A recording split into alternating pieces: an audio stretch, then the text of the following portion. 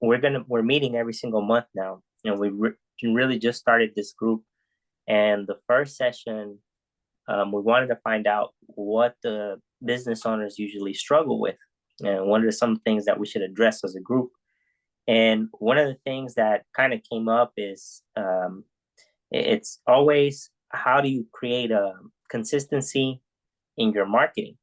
And I know that kind of ties in with branding, but what are some of the pitfalls that you see when business owners don't have that consistency, or what are some of the tips that you guys could give us? And I'll kind of start with Marv there and see what anything that you would recommend.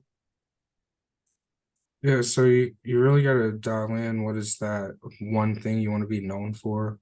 Like, even if you offer a couple different variants of services, what's the one thing that you want to push and be known for? So when somebody thinks of your brand name, what is the thing that they think that's synonymous with that, right? And you have to be very consistent with the content that you got to produce. So think of all of these platforms are just robots that you're programming. So the type of content that you're pushing on there, you have robots analyzing that content to find people that watch content similar to that to show it to them. So if one day you're talking about changing the world through your marketing, and then the next day you're talking about dogs, right? Like, you just confuse the algorithm, right? Because the people that are watching dog shows don't really care about marketing. Now that's kind of an exorbitant like differentiation, but I just wanted to give you like a really easy example to kind of imagine. So it's like, what do you want to be known for? Like, who do you want to serve? Why do you want to serve those people? How are you going to serve them? And what are you going to serve them? And so just create stories about your everyday life and share that journey. People don't buy products and services, people buy people, right? So what do you want to be known for? And then just release your story and share that every single day. About 80% of it should be just contributing value, showcasing that you're the expert. Like, all the systems that we engineer them for people that want to leave a legacy, that they want to be known as a thought leader in their space.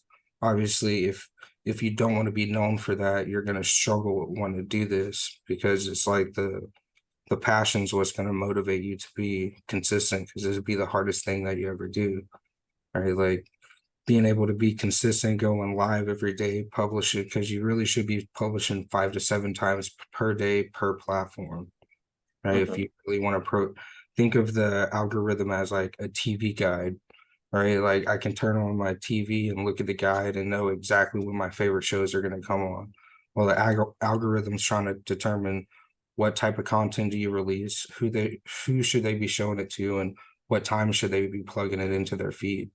So if you're sporadic and you're not posting on a consistent schedule, and your content isn't the same pretty regularly, then the algorithm is going to have a hard time rewarding you the reach that you need to reach the audience to show your message to.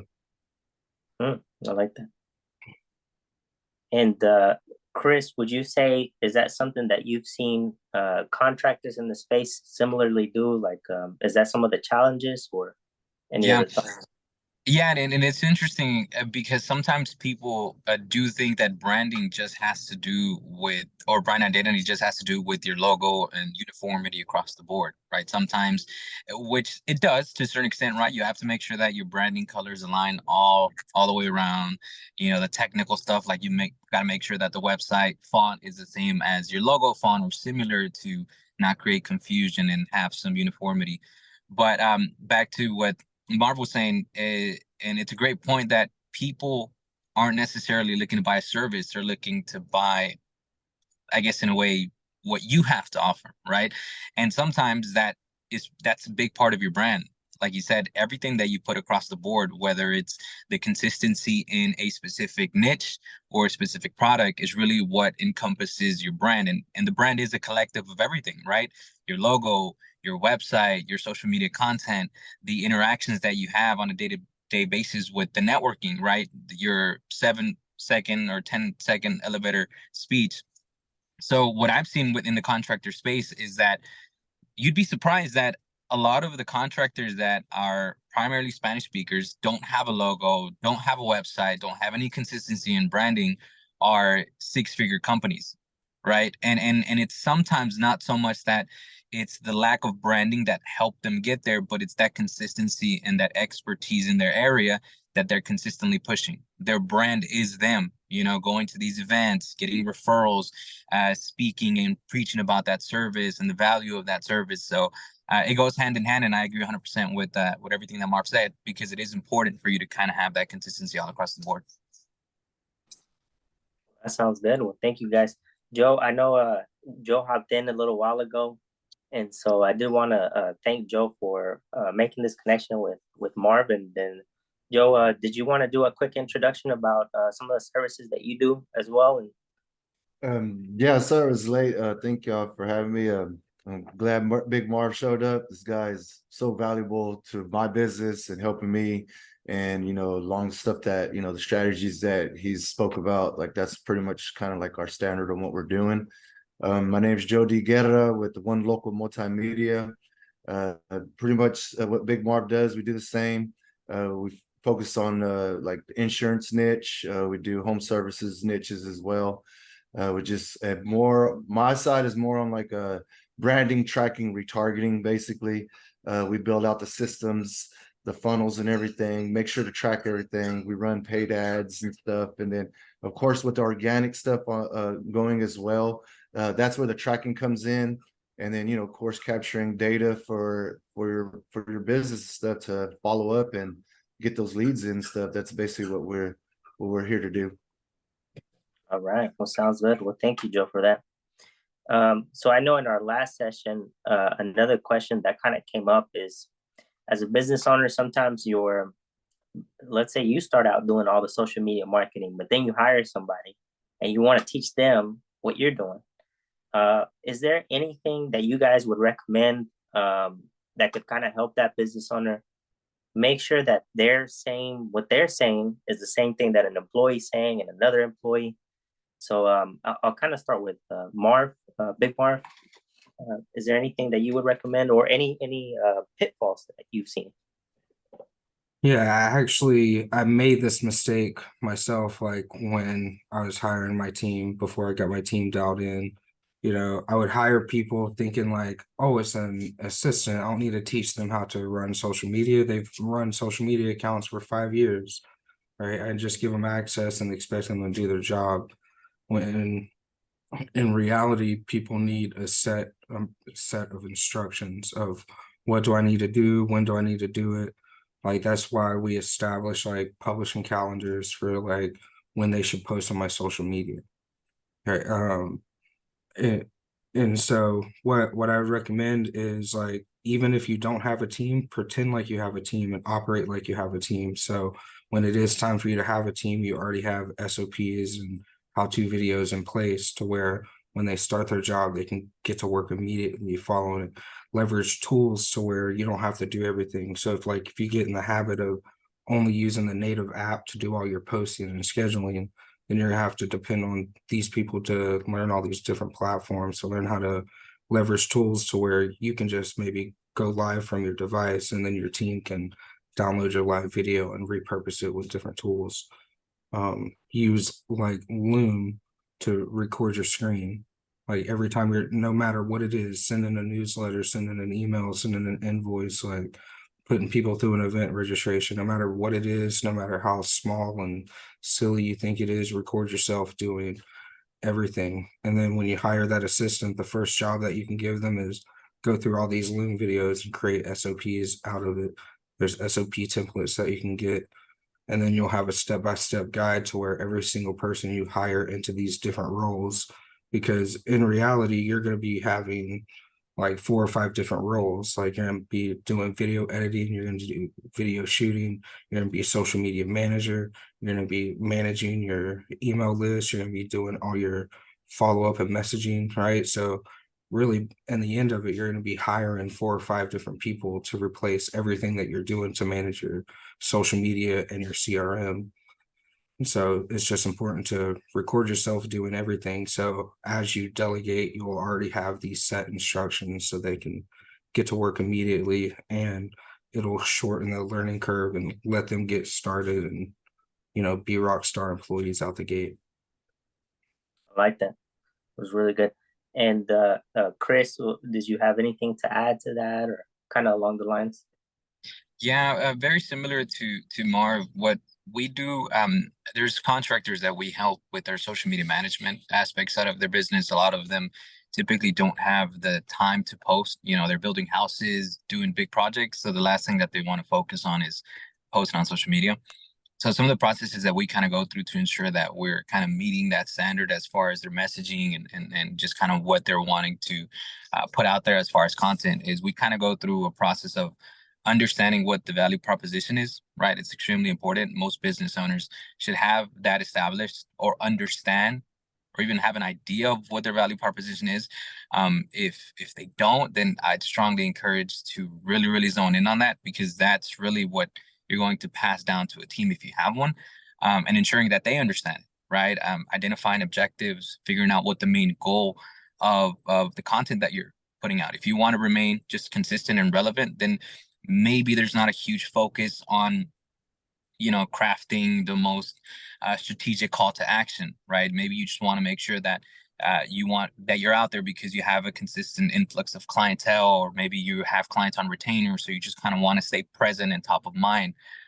But if your goal is something different, like, hey, we want to grow organically, we want to make sure that we emphasize on keywords, on SEO words, then obviously that goal and that objective is going to be completely different. So understanding that, even if you don't have a team, really, really helps, because when you do, you can have that documented and pass it down and say, hey, look, this is kind of what we've put together. This is kind of what worked. This doesn't work.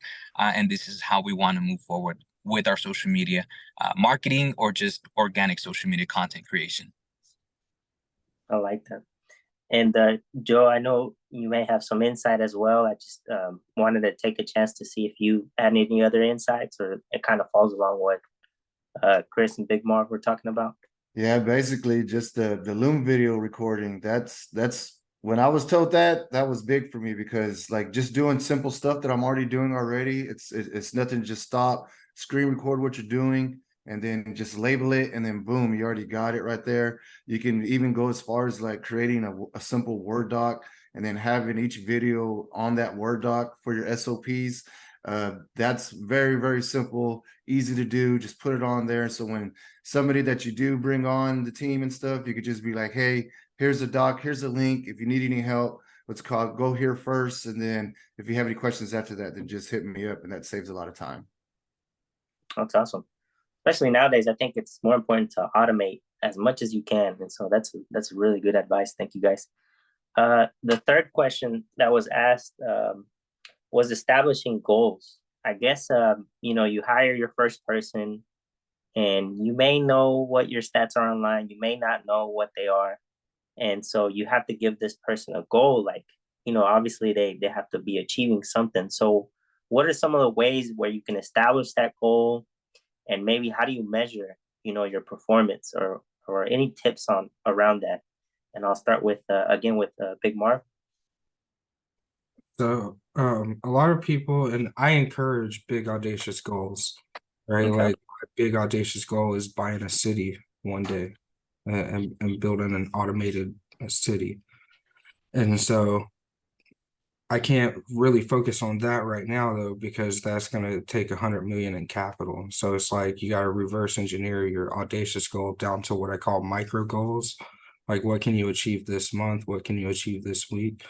Right. And so this is why it's important to turn every facet of the business into a math problem. Like, that's what our focus is, because if, let's say, you want to make 100K a month, but you're only at 20K a month, your goal can't be 100K a month, because there's steps to scaling that you have to do. Because like, you can scale pretty easily from 0 to 20, 30K before you start really needing some team members, right? And then at 50, 60K, you're going to need to improve your processes and operations again, right? So like, there's a stepping ladder to get to 100K a month. So if your goal is 100K a month, then you reverse engineer that. Like, okay, if we're producing 20K a month right now, what are we doing to produce that 20K? Right? How many leads are we getting in? What's the percentage of those leads booking a call with us? Out of the ones booking a call, how many are we closing, right? And if you don't have those basic stats, then like that's where you got to start, is like get the basic KPIs of how are your leads performing, how are your bookings performing. Then you can take a look at your messaging, you can take a look at all your email sequences, what's being open, what's being clicked, right? Like if you're looking at your emails and you see a really low open rate, that tells me that the subject in the pre-header wasn't good enough, because the subject in the pre-header dictates open.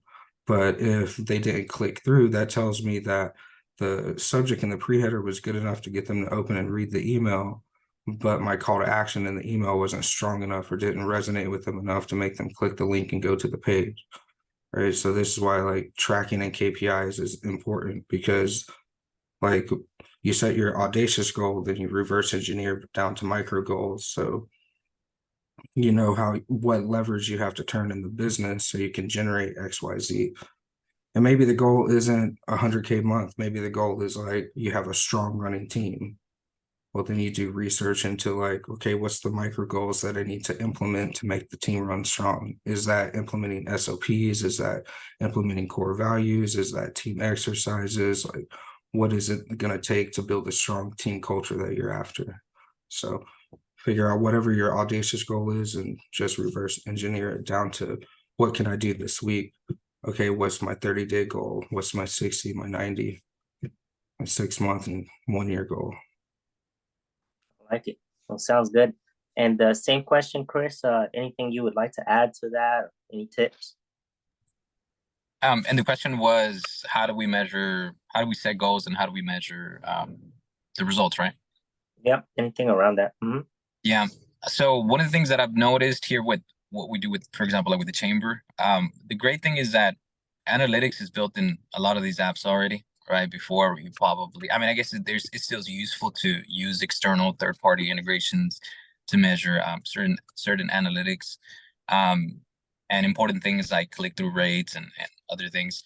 But as far as social media, which is kind of one of the things that I've noticed a lot of people do have a lot of questions about, it would be just kind of setting those milestones, and just kind of not so much focus on the follower count, the like count, because a lot of times, those are just vanity numbers. You could buy views, you can buy likes, you can have 1,000 friends on Facebook, but how many of those individuals are actually going to purchase, share, or even engage with your content? So having small milestones around maybe the type of engagement that you want to see on social media, and figuring out, and kind of almost the same process like Marv, kind of almost working backwards and seeing what works and what doesn't work.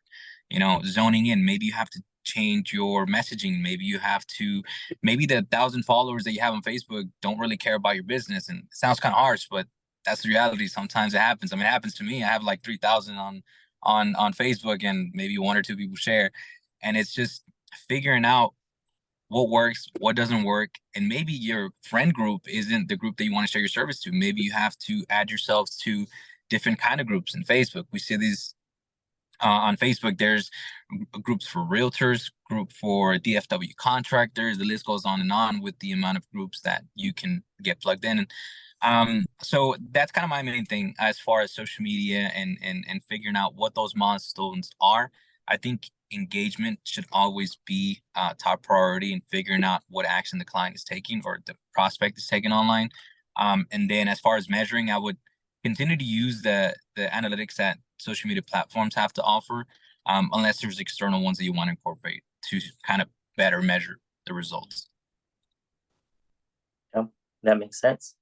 And Joe, I also wanted to kind of give you a chance. Is there anything else that you would add to that, or kind of following along the lines as well with Chris and Big Marv stated? Yeah, the reverse engineering part is really good. I mean, you start seeing what works as far as like by the posts that you're making.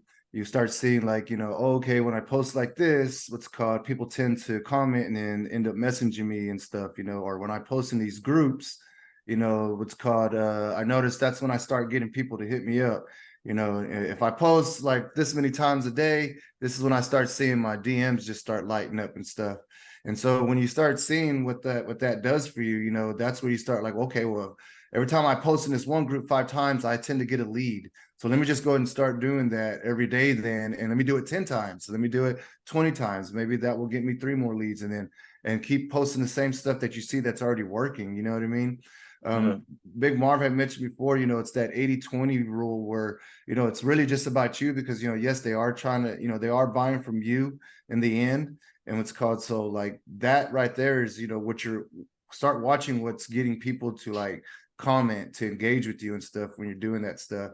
And then like Chris said, like, you know, make sure you're actually in front of the right audience, you know, because that's another thing when you're reverse engineering. If you're seeing that you're posting certain stuff in certain groups or whatever, and then nothing's coming of it, then that just ought to tell you like, okay, I'm just wasting time over here, or I'm not giving the right message, or I'm just not in the right place, you know. But then once you start seeing what works, then you just double, triple it, and then just, you know, grow from there. Start, you know, making your goals from that. You know what I mean? I like that.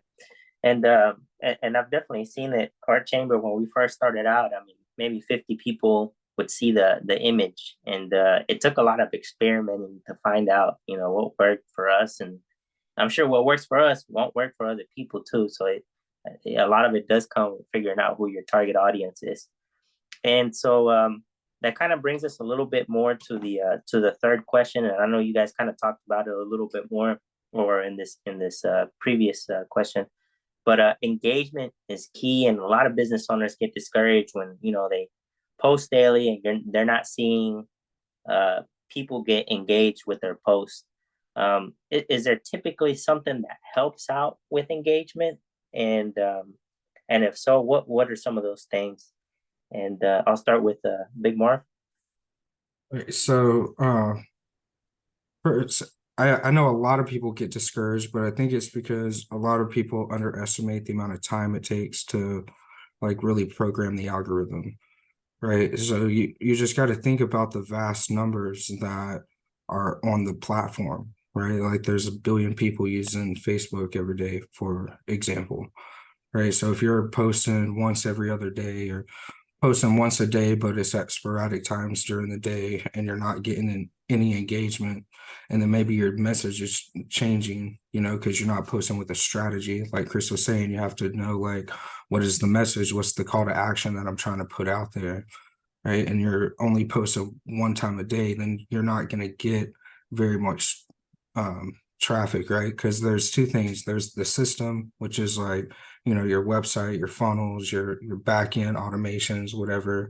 And then there's traffic. So if you're not running paid traffic, which is, you know, Facebook, Google ads, YouTube ads, whatever, then you're only banking on organic. So if you're only posting one time a day and you already have 0 followers, then it's going to take months of consistently posting every single day before the algorithm learns like who is your ideal audience, who should be engaging, who should be interacting with you. But most people give up within 4 to 6 weeks, right? Or they'll be really consistent for 3 weeks and then they'll stop for a week or two, and then they'll start posting again for 2 weeks, and then they'll stop for another week, you know. And so it takes the algorithm less than 48 hours to reset. So every time you're taking a week off because you're not seeing any progress and being really consistent, posting one time a day for 3 weeks, you know, you get discouraged and you're basically just shooting yourself in the foot because you're having to restart all over again, right? So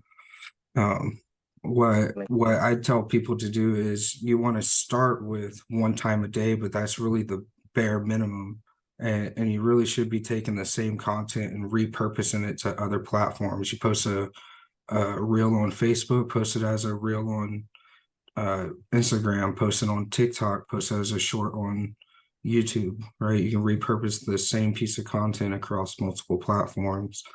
And then you want to post multiple times a day, but really it's just a matter of habit forming, right? Like my personal brand blueprint is a challenge of going live every single day for 100 days straight, because my goal is if I can get you to go live every day for 100 days straight, you've now built this habit of I'm going to post on social media. And once you make it a habit of posting one time a day, you can use the scheduler to schedule a second post or a third post or a fourth post. And then once you start seeing the revenue coming in because you're posting on social media, then it gives you the dopamine rush where it's going to make you want to do that action more and more. So you start with once a day simply to form a habit, but really you're doing the bare minimum. You want to get to the point of posting 5 to 7 times per day on every single platform. That makes sense. Sounds good. And Chris, what is there anything else, any tips that you would give up? Yeah, for me, what I see that really helps a lot with the people that I help out with, on whether it's a contractor or just someone in general that kind of wants to get some insight on how to improve their social media. I think it's important to really be mindful that when it comes to the type of content that we're putting out now, times are changing really fast with software, with AI, with the quality that people are putting out. Most of us are carrying a $1,500, $1,200 camera, right, in our pocket.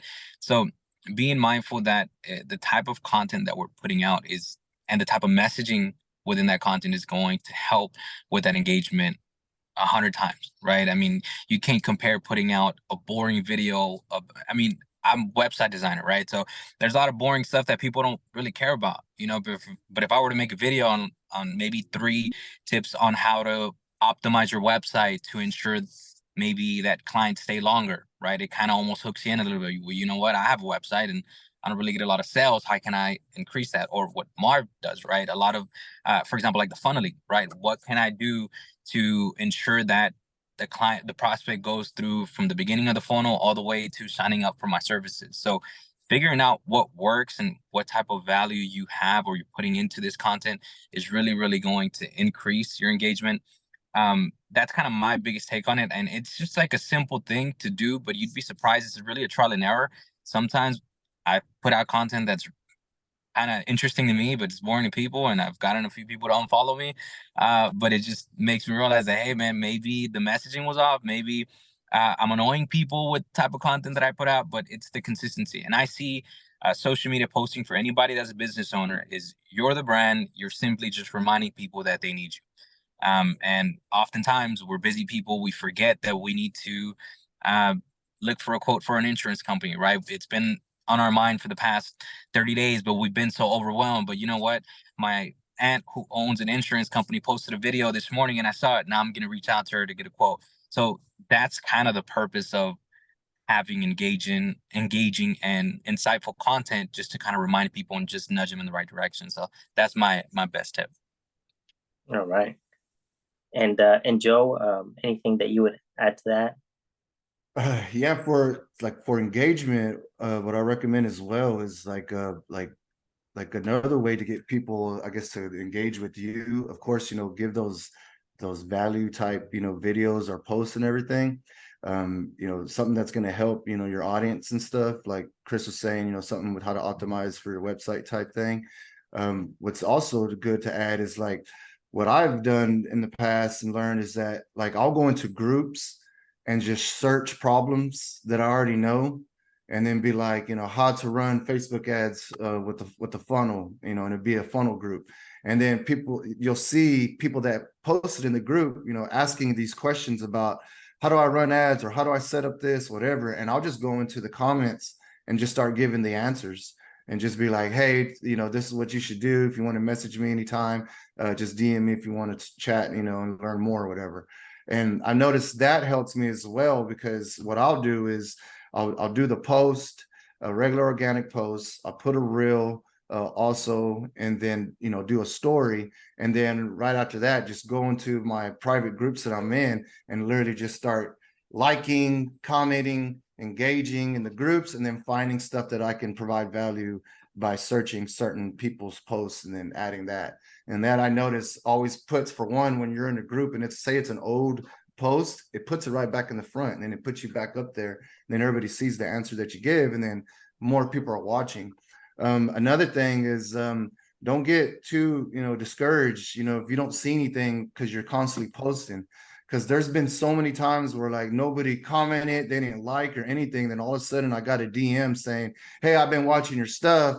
Can we get a meeting and then hop on a Zoom and, see how you can help me with my business?" So that's another thing when don't get too discouraged if you're not seeing stuff at first. And just like Big Marv was saying earlier, just you have to be consistent. If you can be consistent and disciplined to just constantly post, your algorithm will start kicking in, and then you'll start seeing more engagement as well. All right. Well, sounds good. And so is it appropriate to ever tag other people, other businesses, and do hashtags really help? Is that something that that business owners should be doing? And I'll start with Big Mark. If by tagging you mean like these posts where people tag like 30 people, I don't think that works as beneficial, so frankly. Like will it get you in the news feed more? Technically, yes. If those 30 people say add this to my news feed, you'll show up on those 30 people's news feed. But what will most likely happen is just people get annoyed with you and disable your ability to tag them, unfriend you, etc. It's an old school marketing technique that I've just never been a fan of. I'm just not a fan of that marketing style. Technically, yes, it's gaming the algorithm if you get a percentage of people to add it to their news feed, because a lot of people do that, but you're just feeding vanity numbers at that point, right? Who cares if you got 40 shares on it? If it was 40 shares of people that aren't going to buy and engage in your content regularly, it means nothing. It's like the equivalent of buying 1,000 followers who aren't going to engage and buy anything. And then what was the second question? Hashtags. Hashtags. So, and hashtags are just for SEO purposes. I think they still work well, because like when people are using the search bar looking for specific things on Facebook, if you have X amount of posts with the same hashtag, then your posts are going to rank higher and people are going to see that. I also use it for tracking. So like when people get my book and they go through my blueprint challenge, I say use hashtag Big Marv's Blueprint. That way I can search it and I can find their entire 100-day journey using that hashtag. Okay. Those hashtags you can use to kind of game the algorithm, like from an SEO standpoint, because you have the same consistent hashtags in your post. You can use tools like gethashtags.com to do research on top hashtags that are generally used together and where they rank. Okay. Chris, is that about the same feedback? Yeah, I hate those tags, man. I get those all the time. I turned off the notifications on my Facebook. I don't see why people do it, but I guess maybe it's an outdated tactic of getting your attention. But I kind of see that as kind of somebody just trying to bug you. So I wouldn't do it. But if you want to do it, go ahead. But I definitely want to suggest this because the first impressions matter, right? And I think if you're doing that with a group of friends, most of the time it's people that you're tagging. Well, the people that have tagged me are people that I guess I'm acquainted with at some point. But they should kind of get an idea of whether or not I'm interested based on the conversations and interactions I've had in the past. Sometimes you kind of gauge whether or not an individual could be a potential client. But I guess it just depends. If that's part of the marketing strategy that you have, then go for it. I wouldn't do it. But as far as the hashtags goes, I definitely think that it's important to incorporate them. I mean, it helps the algorithm. It helps people find you. I mean, if you go into Facebook, Instagram, and just let's say you're looking for an outfit of the day, or let's say a service, insurance company or website design company, if you use that hashtag with any of your posts, it'll populate the results. So it helps. And kind of the way that I see hashtags is a collective of everything else that you're doing. So if by using a hashtag, you can increase maybe by 1% the possibility of somebody finding you, then why not? right? And then another percent, the description that you're using, and another percent, and collectively, you're just increasing the odds in your favor. So I would still use them for sure. Sounds good. Joe, is that somewhere on the same lines? Yeah, basically, no tagging, man. I don't really like it either. Same thing. What's called it? Kind of feels like you're like, how do you say? I don't know, man. It just kind of comes off like as a thirsty kind of look. Like, like nobody's gonna probably like the post in the first place. So that's probably why you tagged, everybody so that you can get some eyeballs on it. You know what I mean? So that's kind of what that says to me. Now I can understand maybe I'm at a live event and then I'm with all you guys, we all took a picture together at the event and then I tag y'all, that's that, I could see that, I could, something like that. But as far as just like I'm going to make a post and then just tag all my friends or tag everybody that I think, that just kind of annoys people. And then like everybody was saying that, you could just turn that feature off. I get them all the time. I look at them and I'm just like, I'll go like it, if they're really good, my people. But I get others like, man, I never seen this person like any of my stuff, never engaged with any of my stuff, and then all of a sudden they're tagging me like I'm with them. I'm like that. I don't, that don't make no sense, right? So yeah, I'm kind of agree with that. And then as far as like the hashtag and stuff, everybody knows, you hashtag, that's kind of like how you can get found on over here. It's a nice little SEO thing to do for your social media, especially like same thing with Instagram. You're hashtagging over there and you'll see all the explorers of all the hashtags and stuff that you can go check out. And, and that's how you can pretty much get found on that side. So I do agree with that side, but other than that, the tagging, like no bueno. Maybe, if it's your own business, you know what I'm saying, and you're doing a post and you're just going to tag your own business, maybe I can understand that. Other than that, I don't see no reason to. Okay. Well, sounds good. Well, definitely a lot of great insights. And so that really covers the biggest questions that we had from our last session. And I just kind of wanted to take the time to open it up a little bit to, we had Mariana and Arturo on the call. Mariana or Arturo, any questions or anything that you would like to ask? I'm kind of, I guess I'm the opposite of you guys with tagging people. Yeah. But only because in the event industry, whenever we throw an event, like on Instagram, is where we tag everybody who was in that event. And then we just share that content, all across the board. But I think I understand what y'all are talking about, like on Facebook, when somebody writes a post and then tags everybody that follows them. Like, yeah, we don't do that. But we do tag everybody that was in the event, and then we all share it. And the more events that I have done like that has really helped me get like a larger reach and connect with other vendors who now recommend me to other people. So in that case, it does work, but what y'all are talking about, I completely understand that it does not work. Yeah, and I guess your case is different because you're in the event industry and you're participating with a group of people that are attending. So I could see they might say, I want to see that picture that you took at the event, and so I guess that's where it can help out.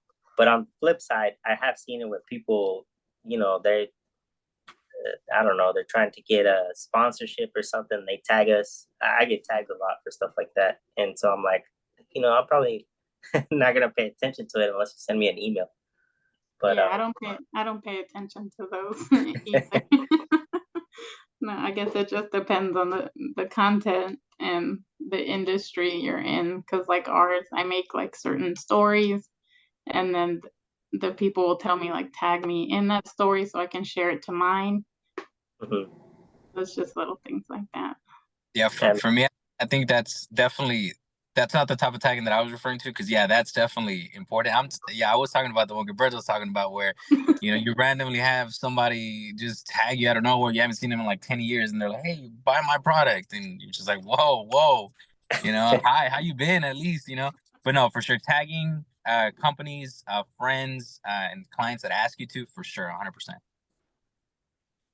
Yeah, if the context is correct, like you're at an event, sure, tag everybody that's at the event. You're working on a project with somebody together, you're hanging out together, sure, you're doing a challenge or a training that I put on YouTube, feel free to, tag me. but it's the like when people are launching a new offer and they're like, you know, I just launched this new ebook. Who's excited? And tagged with 87 people. You're like, no, you those 87 people, unless all of them like wrote a chapter in that ebook, shouldn't be tagged in this post. Makes sense. And Arturo, I wanted to give you a chance. Any other questions, Arturo, that you had? Or Thank you. Well, no questions. I only want to add that I like to sometimes answer some posts, especially well in Facebook or Instagram, about some specifically topics. So that's sometimes help me to have more engaged in my other posts. Maybe could be work for other things. Hashtags I thought that works, but honestly no. I think that. I can Big Marv talk about that is only for the CEO, or I can't remember the name, but yeah, I recommend better answer the post for others or for some specific topics. Yeah, that sounds good. Well, thank you guys. I mean, I think we provided a lot of great insight. So what I'm going to do is I'm going to post this to our YouTube channel, and we'll repost it out on social media so that other people can see. And then we'll add this information to our newsletter as well, so some of our business owners can start looking at some of the best tips and practices that you guys provided today. And I want to thank you guys for definitely taking the time and giving back to the community. So I appreciate it, and hope you guys have a good rest of the day. No problem. Thank you for having me. Have a good one. All right. Have a Have good a good one. one, guys. Thank you. All right. Thank you you. guys. Bye-bye. Bye bye.